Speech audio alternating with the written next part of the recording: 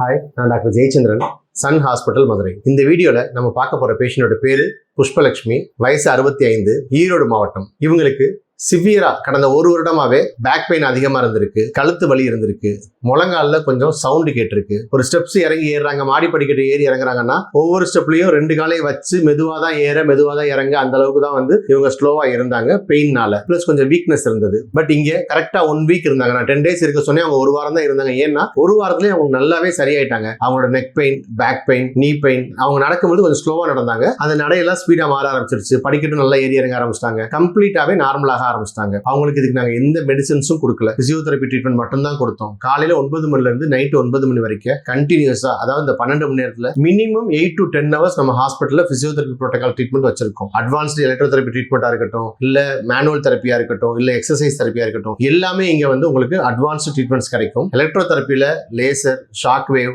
Decompression therapy, robospine எல்லாமே நம்ம ஹாஸ்பிட்டல்ல இருக்கு. என்ன உங்களுக்கு தேவையோ அதுக்கேற்ற மாதிரி ட்ரீட்மெண்ட் கொடுத்து உங்களை சர்ஜரில இருந்து காப்பாத்துறது எங்களோட வேலை. தேங்க்யூ.